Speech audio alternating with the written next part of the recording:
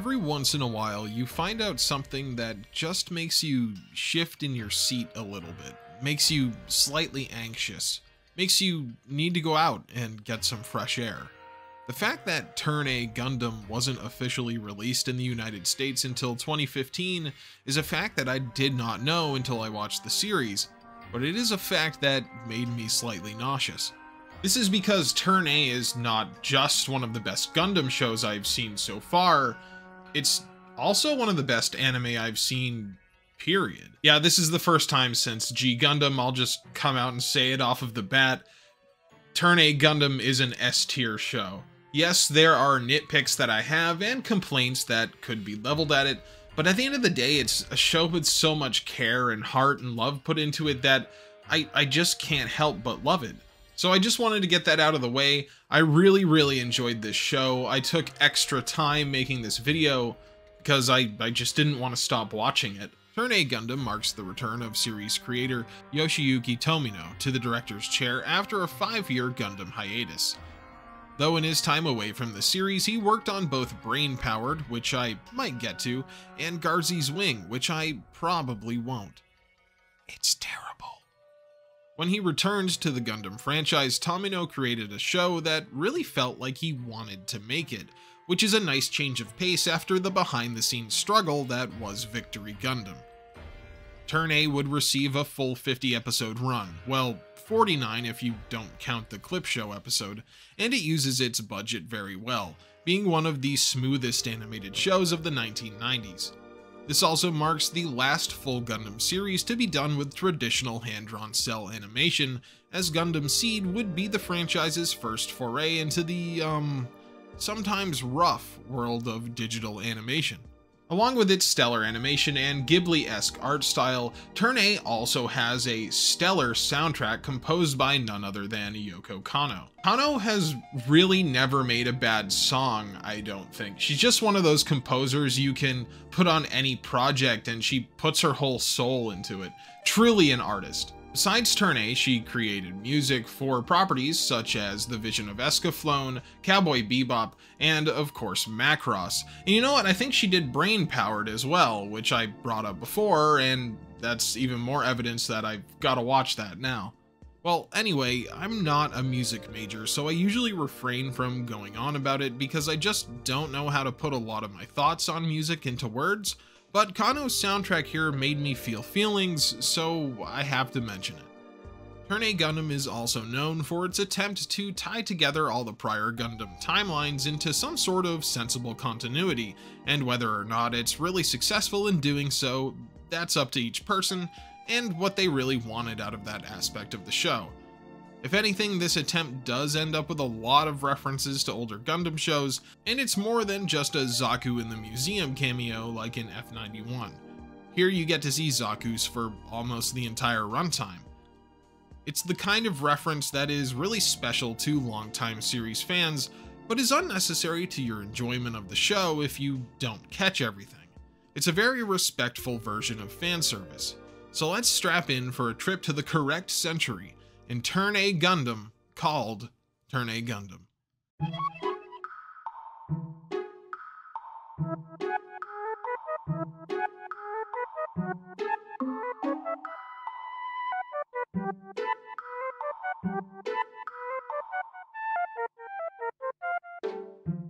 Our story opens with one of the weirdest looking mechs in all of Gundam landing on Earth and burying itself deep down inside the dirt. Our main character, Loran Sihak, steps out along with two of his comrades, Keith and Fran. Our trio go their separate ways, and it isn't long before we get a sense that this Gundam series is a little different. Besides the unusual mech designs, there's also biplanes and cobblestone streets. Everything seems to be at the level of the early 1900s, which immediately makes the viewers start asking questions. The mystery built up throughout the first episode and throughout the entire series as a whole is one of the great parts about Turn A Gundam, and it could only be pulled off by the masterful level of writing that this series has.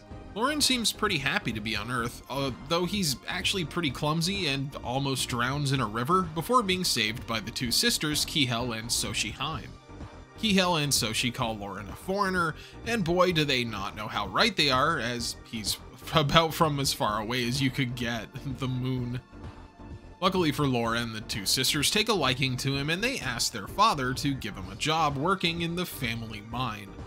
Lauren is actually pretty happy working in there and soon learns that Kihel, the older blonde sister, will soon be attending a coming-of-age ceremony on the nearby mountain. Both Lauren and Soshi are too young to attend. They end up sneaking past the guards anyway and observing the ceremony with all the older kids in town dancing around a huge fire in front of a giant stone statue. It's a pretty interesting sight, and it adds to the layers of mystery that the first episode of Turn A already has. We see that though civilization appears to be post-industrial revolution, there's also influence from Native American and Shinto tradition as well. It's an interesting way to make things feel familiar, but strange at the same time. At the episode 1 eye catch, we get a time skip of a little under 2 years, and see that Lauren has been working away in the Heim mine and has done a good enough job that he's made a personal chauffeur to the Heim family. As part of his duty, he'll be attending the coming-of-age ceremony with Soshi and going to university later that year as well. Things are really looking up for Lauren, and honestly his enthusiasm and optimism throughout the first episode, and the whole series really, makes him a very easy protagonist to root for. We meet a man named Lord Gwyn Reinford, the current heir to the rule of the country of Inglesa, where the opening arc of Turn A takes place. Gwyn appears to be in contact with a mysterious voice over his radio transceiver. We learn that over the time skip, Gwyn has been talking to the leaders of the moon race, as they plan on moving their population to Earth. In order to not freak everyone out, Gwyn tells the populace that he suspects an attack from the country of Gallia that resides across the ocean. This allows him to amp up production on weapons and new technologies, and as we'll see, Lord Gwyn is always out to be one step ahead of the game. The day of the next coming-of-age ceremony arrives, and Lauren is incredibly excited.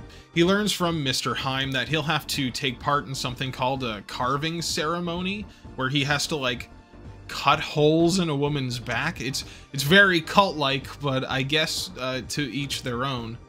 Lauren ascends the mountain and takes part in the ceremony under the watchful eye of the ancient statue.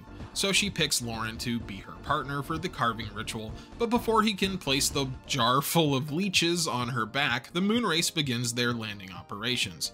The city of Naukis comes under attack by the very strange mobile suits known as walking domes, or Wadoms for short. The militia tries to fight them off, but their biplanes and repeating rifles are just no match for the advanced tech utilized by the invaders. One Wadom fires its beam cannon, which is one of the more destructive depictions of beam weaponry that Gundam has ever done, at least equipped on a mobile suit, that is. The beam reaches the peak of the mountain, destroying part of the stage used in the ceremony. The ancient statue is revealed to contain the series' namesake, the Turn A Gundam, though we won't hear that name for quite a long time. Lauren and Soshi stumble their way inside the Turn A's cockpit, and I gotta say, it's a really good thing that Lauren brought that fish toy. The suit begins to descend the mountain on its own, even raising and firing its beam rifle, which just comes apart almost immediately. That's another thing that this show does to keep things interesting. The Turn A is woefully under-equipped for the first half of the show, so beam spam and high body counts are pretty much off the table. We meet the old miner Sid, who tells Lord Gwyn about the discovery of the Turn A, and Gwyn orders him to start excavating the area around the town of vicinity. Soshi and Lauren also arrive back at the Heim estate and find that Soshi's father has been killed during the attack. This is where we first see a huge facet of Soshi's personality, as she immediately blames Lauren for her father's death, saying that he was too slow in descending the mountain. Soshi keeps this blame game up for the majority of the runtime of Turn A, and while some of her prejudice is understandable, I mean, they did kill her dad and drive her mom insane. It does start to grate on my nerves when we get 30 episodes in and she's still trying to blame Lauren for everything possible. I don't dislike her as a character, but she's damn lucky that Lauren has no spine for 90% of the show, because if he did, her world would shatter even more. Anyway, Soshi does find an outlet in becoming a pilot after talking to her friend Mai Shea, who happens to be the daughter of an airplane engineer. Lauren, who is hiding the Turn A in the nearby forest, makes contact with the Moonrace soldier Po Aiji, who asks him to return with her and make a report. Lauren agrees and goes to meet with the members of Diana Counter, a civilian-run military organization meant to facilitate the Moonrace's return to Earth. This is where we learn that Lauren, who is absolutely a member of the Moonrace, they don't keep that a mystery to the audience, was sent by Queen Diana along with Keith and Fran as scouts. Their purpose was basically to observe the Earth and have their vital signs monitored and sent back to the moon. It isn't directly explained or anything, but I assume it's to make sure that the Moonrace citizens don't just die of disease as soon as they arrive. This is also where we meet Captain Harry Ord, leader of the Royal Guard and resident Char clone of Turn A Gundam, I guess. He doesn't really have that much similarity with Char besides the headgear and being a rival ace, but more on him later. Despite being a scout for the Moonrace, Lauren actually lies about the militia wanting to utilize mobile suits, and even though he's told to spy on the Earthlings until a later time, we get the feeling that Lauren is absolutely not gonna do that. There is an attempt at negotiations between the leadership of Diana Counter and Lord Gwyn's entourage at Bostonia Castle, which doesn't go as planned. Elder Eru shoots Diana Counter's Captain Agi in the heart with a crossbow, and is subsequently shot defending Gwyn from Captain Phil Ackman. So yeah, not a good start to the peace talks, but not all hope is lost as Queen Diana herself will soon arrive to personally lead negotiations.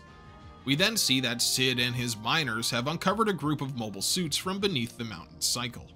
I really love the design of the mecha in this series. The Kapul that they excavate are really cool looking with their giant claws and ball-shaped bodies. They actually end up being amphibious suits, much like the Gog or the Ak Guy from the original show. In fact, it's a suit that is directly pulled from Double Zeta's Kapul, and it briefly also shows up in Unicorn, I think. The design philosophy extends to a lot of the suits in the show too, as most of them have a lot of rounded edges and smooth curves. The Turn A and Sumo that you'll see later were actually designed by Western artist Sid Mead, who you might know from his work on movies like Aliens and Blade Runner. This marked one of the only times that a Western artist would design mecha for a mainline Gundam series, and it definitely makes it memorable. Despite being the leader for negotiations with the Moonrace, Lord Gwyn is seen telling Sid over the phone to ready their newly discovered mobile suits in preparation for the arrival of Queen Diana Sorel. Gwyn is pretty similar to a real-world politician, you know? Lying comes pretty easily to him, and it makes you wonder whose side he's really on at all times. Gwyn is a fun character to watch because he's so slimy, you just know he's staying one step ahead of the game, or at least trying to. While Gwyn extends the olive branch to Queen Diana, he simultaneously plans to kidnap and hold her hostage by way of the militia's new mobile suits, hoping that he can force Diana Counter to surrender by using their queen as a bargaining chip. When she finally arrives on Earth, we can tell that Lauren really was right about her appearance, as she and Kiel Heim are nearly identical. Gwyn, Queen Diana, and the Moonrace ambassador Mirren enter Nokis City while the militia makes their attack. Unfortunately for Gwyn, his main plan of taking her hostage backfires as the Royal Guard holds off the militia. Moonrace scouts observe the militia's camp outside of vicinity, and if there's one thing that this show is great at, it's a tense sense of atmosphere. It feels like a battle could break out at any time, and they often do. Though I will say that Turn A is not structured similarly to something like the original series or even Zeta. It takes its time to develop its characters and set the scene for different factions to eventually collide with each other. Action in Turn A, at least in the first half, is usually very brief, but it's always very well animated with an intense amount of momentum and weight when the suits collide with each other. Lauren ends up finding a weapons cache for the Turn A hidden underneath vicinity, and while most of the weapons there turn to dust, he does find a very useful Gundam hammer. Been a long time since we've seen that thing, huh? In order to smooth over relations between the Moonrace and Terrans, Diana tells Gwyn that they should throw a party, and this leads Lauren to dressing up as Laura to attend, as the Turn A is thought to be piloted by a woman. This goes hand in hand with Gwyn continually calling Lauren Laura, even after he's told that it's annoying because Gwyn says it suits Lauren better. Imagine being that much of a control freak for real though. Anyway, at the party, Keith delivers a big cake because there's this whole side story about him running a bakery. Unbeknownst to him, assassins jump out of the cake and try to kill Diana with a crossbow in the middle of the party. Lauren saves her and is reassured by the Queen herself that she only wants peace between the two peoples. Moving on, we see that Soshi has formed a deep-seated resentment to all of those that belong to the moon race because of the death of her father, to the point where she literally says she doesn't care if a baby starves to death. It's pretty hardcore. This trait of hers is going to continue on for the full runtime of the show, and it becomes a large focal point of her character. It's here that the tension between the Terrans and Moonrace finally gets to Lauren, and he announces that he's a member of the Moonrace. Shortly after, a man named Corin Nander shows up. He brings along two flunkies named Bruno and Jacob, and basically everyone is confused as to who sent him to Earth. He was sentenced to suspended animation in an army prison, and Diana admits that she didn't order his deployment, giving us a small look at coming troubles within the moon's politics. Corin wants to destroy the Turn A Gundam, like, really bad, so he goes to the militia's camp and starts smacking around their capools until Lauren comes out to fight him. Also, his mobile suit's pretty cool. It has a giant baseball bat drill. Kiel, who has taken up the mantle of Lord Gwyn's secretary, is asked to come and speak with Queen Diana about life on Earth, and the two women hit it off right away. They end up modeling each other's clothing and talking, ultimately doing what we all knew was inevitable: the two trade places, allowing Diana to experience Earth through the eyes of a common person. They end up finally traveling back to the town of Vicinity and visiting the grave of Mr. Heim, and this is where we see that Diana, acting as Kiel, bears her heart on her father's grave. Diana is shown to be a very kind and compassionate person, and it leaves you wondering how she could be the leader behind the very aggressive forces of Diana Counter. Corin can't handle not fighting the Gundam, and despite being told to cool it by Commander Phil, he just starts blowing up the city of Naukis to draw out the Turn A. Everyone flees the city, including Gwyn, who tries to buy a horse from a guy but ends up getting kicked in the chest instead. Lauren is asked to stop Corin from destroying all of Naukis, but he and Diana fall into a hole instead. Oh, and by the way, Diana and Kiel have swapped places, so Lauren thinks that he's still traveling with Kiel.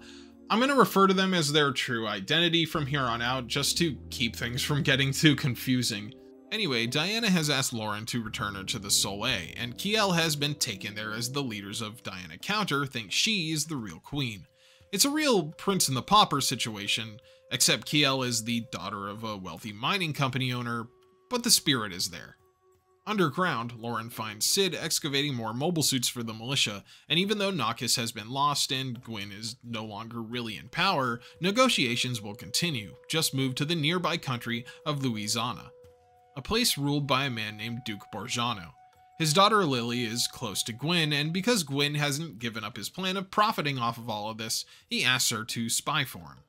Lauren finally finds a way out of the tunnel, but it just happens to be right where Corin and his flunkies are hanging out. Lauren and Corin end up having a pretty impressive and awesome battle, and ultimately Corin is knocked into a river of magma, which is a pretty cool way to go out. Lauren and Diana continue their journey heading towards the Soleil, which has been moving towards a place known as the Sunbelt Zone. Diana comes across a man digging in the mountains and immediately recognizes him as a man known as Will Game. Diana is convinced for a moment that this guy is her former lover.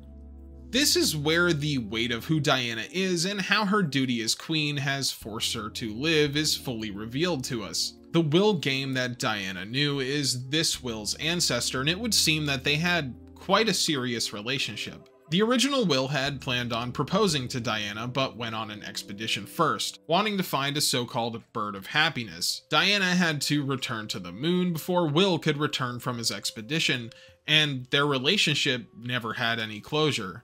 The extra layer on this being that Diana is now at least a few hundred years old due to the Moonrace's use of life-prolonging cryogenic freezing technology.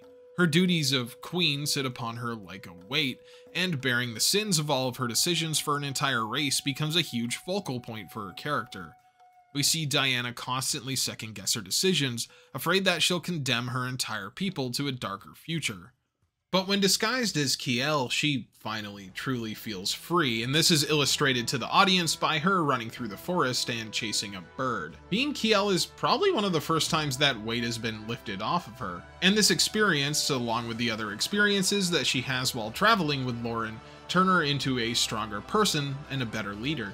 So right after meeting this descendant of her former lover, a red-haired woman freaks out and attempts to bash her head in with a rock. What a fucking sentence. This woman is Tetith, and unbeknownst to Will and Diana, she's actually a member of the Moon Race, sent here to assassinate the Queen. Good thing Diana is a fast talker and blurted out that she's actually Kiel Heim, along with Lauren showing up, or Tetith would have wrapped up that mission right there.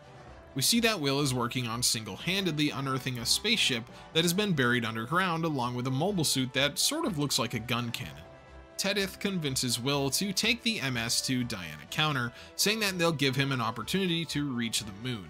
Will's entire motivation is to fulfill his ancestors' ambition of returning to the moon to be with Diana, and Will ends up telling them that the militia, which has recently arrived to meet up with the militia of Louisiana, can just have the ship.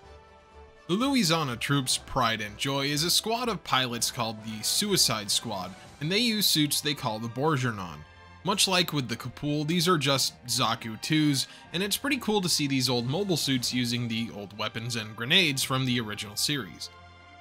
Will arrives at the Soleil, but questions if the queen there is the true Queen Diana because she doesn't know anything about his ancestor. He then is told to take his mobile suit and engage the approaching enemy soldiers in a battle that he unfortunately doesn't survive. This serves to act as another sin that can be laid upon Diana's shoulders, but it also steals her resolve to stop this war from going any further. Corin's two flunkies are convinced by Tetith to attempt an assassination on Diana, but they fail due to Lauren interrupting. Gwyn and the other leaders of Ameria's nations receive a letter informing them that the Moon Race will be announcing the founding of a new fiefdom and inviting them to the speech. The real Diana gets dismayed that Kiel is in so much danger and tells Lauren her true identity, which does freak him out quite a bit. The two sneak on board the Soleil in an attempt to save Diana, and Tetith does the same, attempting to assassinate her personally. Her plan fails as the militia launches an attack to disrupt the ceremony, but they fail as well. Ultimately, Kiel makes her speech, still disguised as the Queen, and announces that the Moon Race will not be founding their own nation, and will resume negotiations with the Terrans. Despite this being a step in the right direction, it throws the political situation within the Moon Race into disarray. The excavation of the underground ship is going quite well, thanks to some of the defecting Moon Race technicians that have signed on with the militia. They name the ship the Wilgem after Will, and they also find a cool hovercraft that they name the Gallop. Lauren is made captain of the Gallop by Gwyn and has to take it into battle against Poe, who just can't ever catch a break against the Tournay. This is where Kiel learns from Harry about the Maintainer faction that wants to keep everyone on the moon. Led by a man named Agrippa Maintainer, they are the ones that are sending the weirdos like Tetith and Corin Nander down to Earth to make everything much more difficult. It's here where Lauren sort of just roams the countryside in the Gallop. I mean, he's different from other Gundam protagonists in that he doesn't really throw in with one side or the other. He just sort of proclaims that he's going to stop the fighting and travels around poking his nose into everyone's business. While he's technically part of the militia, he never really considers himself a soldier and strives to fight all those who don't cherish the sanctity of life. Part of the reason that Turn A is a little bit harder to talk about when compared to other Gundam shows is its pacing and general story structure. Where most shows like Gundam X, Seed, or G have easy to consume arcs that are well laid out, Turn A spends a lot of time just existing within its own world. While this is a detriment to some, and I can understand why, I mean, the plot doesn't really pick up until episode 35 or so, it really helps make the audience understand and enjoy its characters. Do we really need a few episodes of Diana working in a field hospital? Probably not, as it doesn't really do anything to move the story forward. However, it does illustrate her mindset, and every moment spent with her is helping the audience to empathize with her situation. It also makes it incredibly hard to talk about in a long-form video without droning on, and believe me, I wish there was more of a plot structure that I could talk about, but here we are. Tetith does show up one more time, accompanied by a weird vampire-looking guy named Meme Midgard. She comes up with a final scheme to steal the Turn A, but ends up getting shot in the head by him when it doesn't work.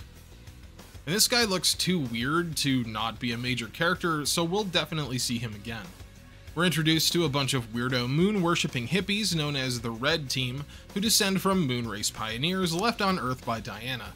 They cause a bunch of trouble, including attacking the field hospital with a disguised flat, but all this really does is serve to prove to Diana that she needs to return to the moon and regain her grip on the moon race as their leader.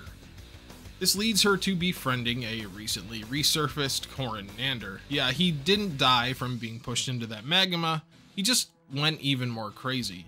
Now he's been wandering around as a monk that worships the moon. Diana asks him to take her to the Soleil and takes off without telling Lauren where they're going, causing him to search frantically for her. The unlikely pair come upon a village that is in the midst of a harvest festival, with Lauren catching up shortly after. Corin befriends a couple of kids around the village, and we see a softer side to the insane lunatic that destroyed half of Nakas. The village has a parade, and one of the floats is dedicated to the Tournai, as they see it as their savior. Corin goes crazy, so they let him think that he killed the Gundam before he goes and resumes his nomadic lifestyle. It's kind of a weird episode. Now, this is where the plot of Turn A Gundam starts to really pick up. Diana leaves with Harry to head for the Soleil, and the Wilgem takes off under the command of Lord Gwyn and Colonel Michael of the Inglesa militia. While Lauren and Diana have been traveling around the countryside, the respective Terran military forces have been focusing on manufacturing mobile suit parts, and now they have a spaceship as well as a team of moonrace technicians to run it. They're beginning to fight on a more equal footing with Diana counter. While Lauren has been spending all this time with Diana, Soshi has been making a name for herself as a fearless Kopul pilot of the Inglesa militia. The leader of Louisiana's suicide squad, a man named Gavin Gooney, takes a liking to her and even proposes. Soshi is torn because while Gavin is caring towards her and reliable, Soshi has had feelings for Lauren for years at this point. The combination of Lauren being in such a subservient mindset towards Soshi and Diana, and Soshi being so stubborn leads Soshi to become conflicted. Unfortunately for her, Gavin is also sort of dumb, and when he discovers a bunch of moonrace technicians excavating nuclear bombs at a place called Lost Mountain, well, you can guess what happens to Gavin. Yes, while Gavin explodes in an episode ominously titled Sunrise at Midnight, Lauren ends up retrieving the 2 remaining bombs from a moonrace officer named Zenoa, who doesn't want these bombs to fall into the wrong hands. Lauren now has a major motivation other than just traveling around and looking after Diana. He places the bombs into the literal heart of the Tournai and decides that he has to find some place that he can detonate them safely. The dangers of nuclear war and radiation become a huge part of the final third of the show, and they demonstrate that with the complete destruction of Lost Mountain. Also, this is a show that, much like Victory Gundam, focuses a lot on not destroying entire mobile suits because of the force and destruction that their engine causes when it explodes. When a Zaku explodes in Turn A, it really explodes. This matches Lauren's piloting style anyway, as he probably has the lowest kill count out of any Gundam protagonist, and that's partly because there's a large focus on melee combat at first. Eventually, Lauren does get access to a beam rifle pretty consistently, but even then he usually uses it to disable enemy suits, legs, or weapons. Harry and Diana make it back aboard the Soleil, and the lookalike queens are reunited. Commander Phil has a little hissy fit and demands that Queen Diana relinquish her power solely to him, and he'll use the threat of nuclear weapons to subjugate the entire Earth. Diana's response to this is that she'll just execute his ass. Soshi and Maishe end up approaching the Soleil, wanting to negotiate the end of the war, thinking that the threat of the newly discovered nukes will make everyone cooperate, but Poe and Phil just shoot at them anyway. In the chaos, Phil mutinies and pulls a gun. However, Harry escapes with Kiel, who Phil thinks is Diana. So now, even though Phil has the real Diana captive, he doesn't dare to actually kill her because he doesn't know who is who. His big idea is to send Poe to retrieve the one with Harry, promising Poe that she can be his queen when he takes over the Earth, I guess. She doesn't succeed, as Harry makes it aboard the Wilgem with Kiel, and Lauren is able to disarm Poe before she can blow up the ship. Diana isn't confined aboard the Soleil for very long, as one of the guards loyal to Ambassador Mirren lets her out, and they take the ship's detachable bridge and meet up with Meme Midgard, that weirdo that was with Tedeth. It would seem that he works for Agrippa Maintainer, and so does Miron. So now that they have the queen in their grasp, they plan to take her back to the moon on board a ship named the Gundam. Along the way, they fight off Poe's forces as Phil announces the formation of his nation, the Sunbelt Republic, saying that the Terrans have kidnapped Queen Diana. Red Team ends up helping get Diana and Midgard on the Gundam, and they head for space. Meanwhile, Lauren and the militia forces prepare to cross the ocean en route to a city called Maniapuch. This is where the fabled World Tree lies. Diana Counter has already occupied the city, which Gwyn reveals contains a mass driver which would let the Wilgem reach space. Luckily, Gwyn being slimy matches up with Lauren's motivations of wanting to go to space to get rid of the nukes, because Gwyn only wants to go up there to negotiate with the Maintainer faction directly. We see that Diana Counter has displaced the native population of the Adescan tribe. Lauren's group meets the Adescan King Kodal chilling in a cave while they try to find a way to destroy the defensive gun emplacements. There's this weird part where Lauren has a sword fight with King Kodal and they communicate telepathically. Yeah, I don't really know. There's no new type stuff in Turn A, and this is just never explained, so it's Gundam for sure. Lauren and the king come to understand one another, and there's a few episodes where they have to convince the rest of the native population that the Turn A isn't there to destroy them, as the Turn A is known as the White Devil in their ancient legends. Lauren's group is able to destroy the Diana Counter gun emplacements and win over the hearts of the Adescans, as well as their new king Taruka. The Wilgem finally takes off on the mass driver, with Harry helping Lauren fend off Poe and then catching a ride into space himself. Here he tells Lauren that Diana has been taken to the moon by Midgard and is in danger because they have no idea what Agrippa's plans are. We finally see the huge construct known as the Zackstrager, which is basically a big scoop attached to a spoke. The Wilgem docks with it and learns that the Gendarm is docked only one level above them. Despite confusion from the Terran soldiers, both women posing as Queen Diana announce that there should be no battle aboard the Zackstrager, and both ships are able to launch towards the moon. Finally, we are introduced to one of my favorite characters in Turn A, the terrifying, boisterous, and handsome Geim Gehingenum. Head of the Gehingenum fleet, Geim is in charge of the moon's defense, and has been for a while because remember, the moon race keeps themselves alive for hundreds of years using cryosleep. In fact, Geim claims that his family has essentially been moon samurai for about 2,500 years, and are responsible for the construction of the moon's capital city. When the weirdo moon hippies of Red Team overhear Midgard planning to take Diana to Geim Gehingenum, they escape with her and take her to a nearby resource satellite. This satellite is named Mistletoe, and it was built by Diana's ancestors as a means to produce food for the people of the moon. Diana broadcasts a song containing a hidden message that Harry decodes, causing him to knock out Kiel and punch Gwyn, which was fun to watch. He plans on trading Kiel for Diana and leaving her with Geim, however Kiel actually agrees with this plan, because after all their time pretending to be each other, they've started to think as one person. It's weird and metaphoric, just go with it. Basically, Kiel offers herself up for the greater good. Also, Kiel and Harry fall in love with each other. It's actually built up over the course of most of the show, but hey, cut me some slack, this video is too long as it is. Geim orders his squad to commence Operation E Minor, and his troops blow up Mistletoe with a heavy bombardment. Everyone makes it out alive, but the damaged satellite is hurtling towards the moon's Vaughn city. Geim sees it as a chance to show off and offers to use the Kalis Geel system, which is a Victory Gundam reference, to destroy the satellite. But he doesn't get the chance because Lauren senses this is the perfect time to dispose of the nukes he's carrying. Lauren makes it to the moon's surface and stops by his old home. I love the look of the villages and cities on the moon. Here the rivermen fish from the artificial canals, and Lauren defeats Geim's Mearu squad with the help of a bunch of moon whales. They make it through the canals into the outer reaches of Ganganum City, meeting up with the militia and the Wilgem. Harry helps Kiel escape once more, and they discover that Geim's soldiers are excavating a mountain cycle on the moon. Inside is the Turn X, a mobile suit that was built during the Dark History to counter the abilities of the Turn A.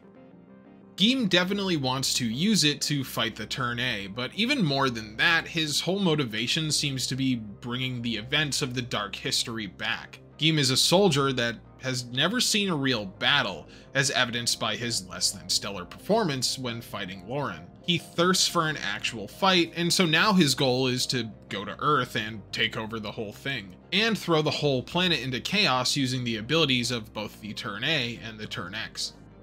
When it comes to the dark history that this show brings up all the time, well, the payoff is actually pretty good. We finally get to meet Agrippa Maintainer, who had declared martial law after Diana left for Earth. Originally in charge of maintaining a place called the Winter Palace where millions of slumbering Moonray citizens lie in suspended animation, he set his sights on controlling everything. Though in person he's pretty unimpressive, especially compared to someone like Geem, who is incredibly imposing in comparison. While Lauren holds off Geem and the Turn X, Diana's group make it to the Winter Palace, and the Queen decides to finally unlock the dark history for all to see. The dark history is revealed to be the previous Gundam franchise timelines, all leading up to a point where the Turn A Gundam was created with an ability called the Moonlight Butterfly. Unleashing a wave of nanomachines, the Turn A's Moonlight Butterfly ability can be used to reduce all technology to dust. In the past, the Turn A wiped out all technology on Earth, and buried all of civilization behind a wall of storms, completely wiped humanity clean. It's a pretty crazy revelation, and it's broadcast to everyone on the moon using these floating holographic screens, as well as the cockpits of both the Turn X and Turn A. The citizens of Gundam start to riot after the revelation, and Diana and Kiel decide to murder Agrippa after realizing that everything he's done was just to maintain control. Before they can commit murder, Midgard shoots Agrippa and flees. He shows back up at the Winter Palace later, planning to blow it up with a Gendarm, but Harry fucking karate chops him to death with the sumo, which is pretty fucking sweet, honestly. Diana orders Gim to turn over the Turn X, and Gim's weird sidekick Maribel tries to kill her, but fails. This is where Gwyn's sleazy nature comes to a head, and he tries to head back to Earth in the Wilgem with Lauren in tow. Lauren escapes only to find that Gwyn has joined forces with Gim in a bid to take over the Earth and install Gwyn as president. Gwyn also plans on mass-producing the Turn A, and ordered Sid to copy the Dark History data onto the Wilgem. The battle between the Turns is pretty sweet, as the action in this show usually is. Gim even has the Turn X use Shining Finger in another nod to Gundam's past. He can also split the Turn X into pieces controlled by a Psycommu system. All this together is too much for Lauren to combat, and he escapes in the Core Fighter, leaving the rest of the Turn A in Gim's hands. The Gundam fleet leaves the moon, destroying all the ships in the harbor so the loyalist factions can't follow, and upon their landfall they immediately start attacking cities, including attacking places controlled by Diana Counter. Gwyn tries to talk Gim into reining in his soldiers, but Gim isn't very interested in hearing him out. Diana's loyalists discover and repair a ship, naming it the Whales, and descending to Earth as well. Maribel tests out the Turn A's Moonlight Butterfly on a small town, and we see that it has been fitted with a replacement cockpit. Corin Nander observes this and goes to inform Diana. He seems to have regained some of his senses, and we learn that he definitely has been alive since some time in the Dark History. Corin joins Diana's group, and he even gets a custom red Kopul. He even gets his big drill back. It was pretty sweet for them to keep that for him this whole time. Joseph, who is a character that I haven't talked about a ton but is overall pretty interesting, decides to take his team and get the Turn A back from Gwyn. Gwyn even offers to make Joseph the commander of a division of mass-produced Gundams, but they escape anyway after causing a ton of chaos on the Wilgem. Gundam's forces attack Diana Counter's fleet, but when the Whales also joins in from behind, they're forced to retreat. Diana finally returns to the Soleil, and everyone is happy to have her back, swearing complete loyalty to her. Diana orders Diana Counter to go to war against Gim Gundam and his fleet. Joseph, not wanting to be outdone by someone from the moon race, does not give the Turn A back to Lauren. It takes him engaging Gim in the Turn X and being trapped in a gravity field to realize that Lauren is the better person to pilot it. During the battle, we get a pretty cool blink and you'll miss it Easter egg. As Corin is enveloped by the Moonlight Butterfly, he gets a flash of the Gundam Wing Zero's face, which I guess means he comes from somewhere in the After Colony timeline? Cool. With Lauren back piloting the Turn A, it comes down to him and Gim dueling at Lost Mountain, the place where the nukes went off. Diana wants to follow in the whales, but is told that that's a bad idea by both Phil and Mirren. Gwyn is unable to follow because the Wilgum takes a ton of damage from the Turnex's friendly fire and crash lands, almost killing him. Lauren and Geem end up deadlocked, with both suits being enveloped by the Moonlight Butterfly. Reduced to fighting on foot, Lauren engages Geem in a brief sword fight before he's swallowed up by the Turn's self-repairing cocoon of nanobots.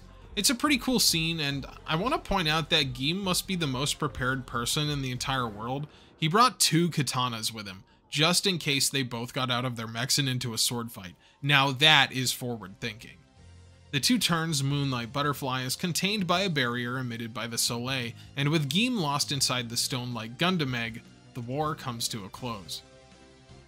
Of course, the show wraps up all those loose ends pretty neatly. Kiel and Diana switch places once more, with Diana wanting to live out the rest of her natural life on Earth, and Kiel taking her place as Queen of the Moon, where she can be with Harry. So she finally admits her feelings to Lauren, but he turns her down, and she throws that goldfish toy away. Man, so she really got the short end of the stick here, didn't she? Lauren is seen taking care of Diana in a small cabin in the woods. Diana wears a wedding ring, and you can take that as you will. A lot of people think Lauren and Diana are married. A lot of people also think that the ring represents her relationship with the original Will game. Either way, if Lauren and Diana are in a relationship, they sleep in separate beds, and Lauren has a thing for being a servant. It's a really sweet ending for the 2 either way. And finally, I can say that A Gundam Boy got a happy ending. It didn't have to, literally see everyone he loved die in front of him, which is nice. Thank you, Tomino. Oh yeah, and it's also revealed that Gwyn was in love with Lauren, or he was in love with Laura, which is the fake name and personality that he forced upon Lauren, which really goes to say a lot about Gwyn as a person. You can only fall in love with someone you invent. Typical politician brain, I guess. Anyway, we do see Gwyn and Maribel are exiled from America, and they go away on a boat somewhere, and Gwyn got hot in that time skip, goddamn. And that, my friends, was Turn A Gundam, a show that quickly became not only my favorite in the Gundam franchise, but is now tied with Yu Yu Hakusho as one of my favorite anime of all time. Turn A Gundam was Tomino's return to the franchise after directing Victory Gundam, and in many ways it is an answer to that show's bleakness. Turn A is one of the most hopeful entries that the Gundam franchise has to offer, and though it's probably also one of the strangest, well, I just can't help but love it. And yes, while I would say this show definitely meanders through its first half, the payoff of its masterful writing is well worth the sleepy pace of the opening arcs. When Kiel and Diana swap back and forth, it's so impactful because of the time that you've spent learning about each of them. When Gwyn finally plays all his cards and aligns with Geem Gehinganum, it feels so exciting because we've been watching Gwyn attempt to slime his way to the top for 40 episodes. For those that just want lasers flying and a ton of mechs exploding on the screen, yeah, I get why you don't like Turn A. And don't get me wrong, there's nothing wrong with an animated light show. But if you're in the mood to experience a slower story that's more about the characters than the giant robots duking it out, well, Turn A Gundam might just be what you've been looking for. For me, I certainly believe that it presents the best that the Gundam franchise has to offer, and consider this the culmination of an artist's skill and life experience. So those were my thoughts on Turn A Gundam, the final Gundam show of the 1990s. You know, after watching this, it really feels like we're heading to a new era, not only for Gundam as we head into the digital future of Gundam Seed, but also for the channel as a whole. When this video comes out, we're just about to hit 10,000 subscribers. Way more Mecha fans than I thought I'd ever get a chance to share my love of these anime with. October also marks the 1-year anniversary of the first episode in this series, so let's set our sights on the future and make year 2 even better. We'll see you then. Hey there, and welcome to the end card. It's going to be a sleepier end card today because it is 1 AM and I am tired. If you made it this far into the video, please let me know, and thank you very much. This was a pretty long one, which is honestly why it took me so long to get this one out. Thank you for bearing with me on how long it took to make this video and get it on the channel, but I think it's a good one. I think it's one people will like. So thank you very much to the channel members. I have all their names up on screen.